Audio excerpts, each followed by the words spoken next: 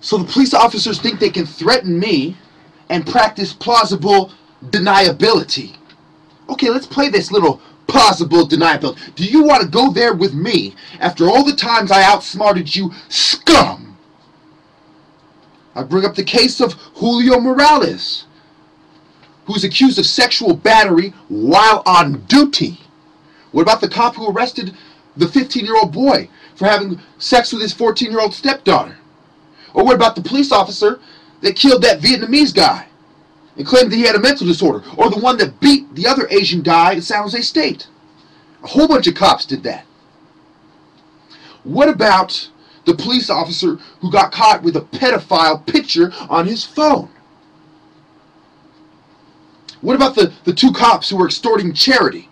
These people have done everything from rape little kids on duty to extort the poor through charity to having pedophile pictures on their phone to that one cop that lived in Gilroy molesting two boys. They rape little boys and girls. They steal from charity. Okay? If you're going to draw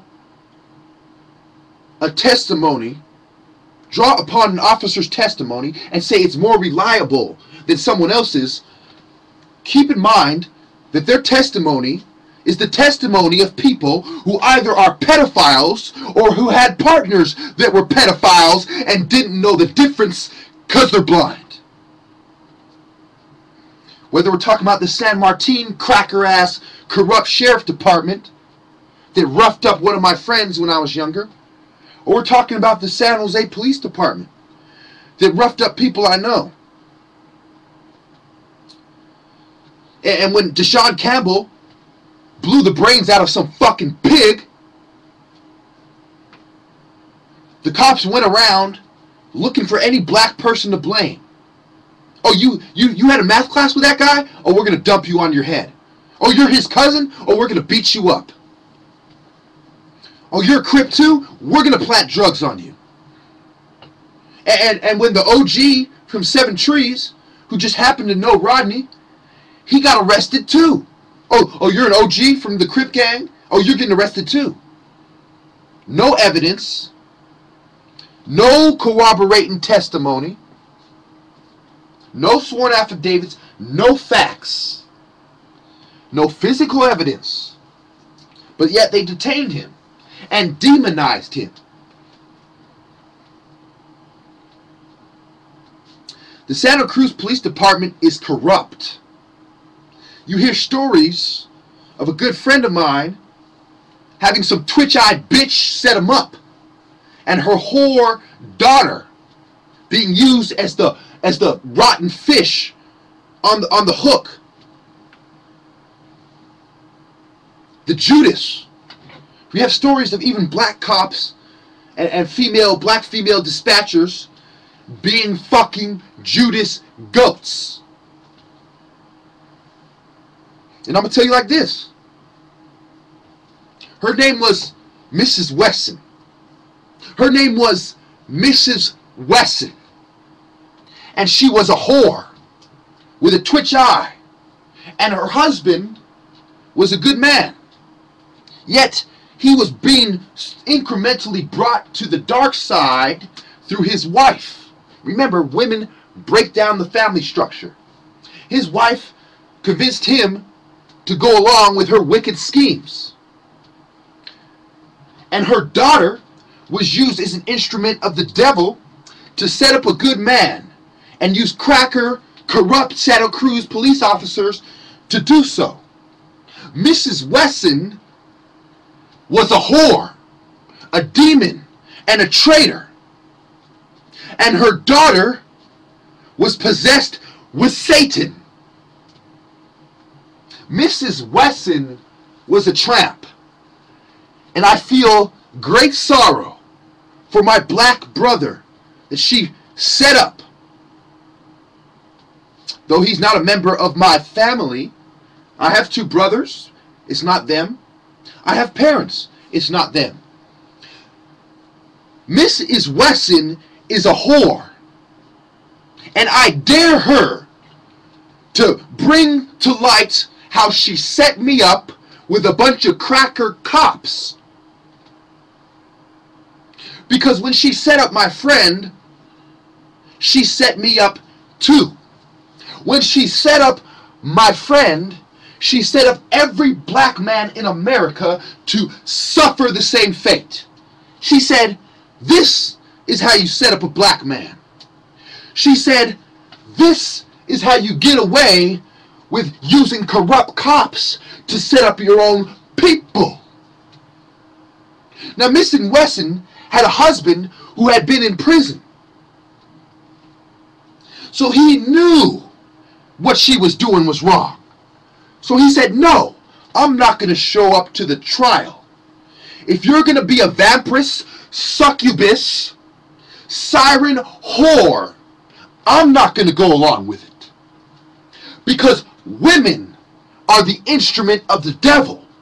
And when my friend was victimized by the corrupt police departments, the San Martin Sheriff Department, the Santa Cruz Police Department, and the sheriffs that hold down the local county jail across the street from the courthouse, I would venture to say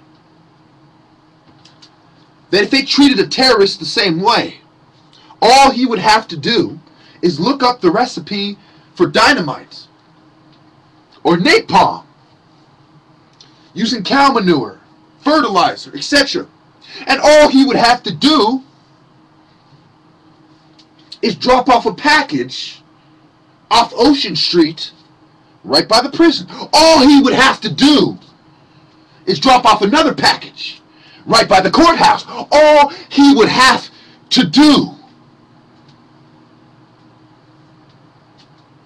is blow that hypocritical shithole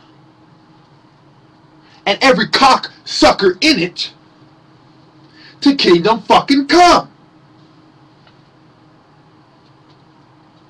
I would venture to say that all a sniper would have to do is wait in a car parked on the side of the road like the DC sniper and take out that cracker fucking prosecutor. Now, of course, I'm not telling you to do that because that would be irresponsible. Of course, I'm not telling you nothing you don't already know because that would be irresponsible. Of course, I'm not giving you the friend's name or the traitor's real name because that would be irresponsible. And of course, this video is not for the traitors, so they can't complain. This video is for the people in my group and nobody else. So have fun being a traitor whore and whoring your daughter for the cracker devils to abuse my people. But I would venture to say that when that guy got locked up, he told every gang member and every prison gang member in the barracks in Santa Cruz County. I would venture to say that when that man was locked up, he sat with the whites and with the Mexicans. And no one did a fucking thing to him because he is above even the laws of prison. I would venture to say that it wasn't until that man was released did he weep like Jesus wept, because he knew that his own people had turned against him and set him up to be susceptible to the institutional system of Nazi eugenesis.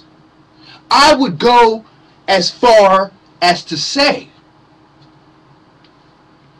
that it is in people like that's power either to let the scum live or to plan the scum's demise.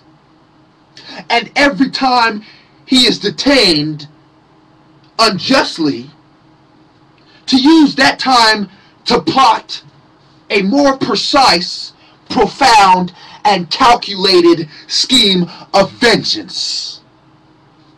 I would go as far as to say that if somebody did take revenge, I, for one, would not feel sorry for the victims. I would feel a great joy that the balance of justice is beginning to return. Thank you.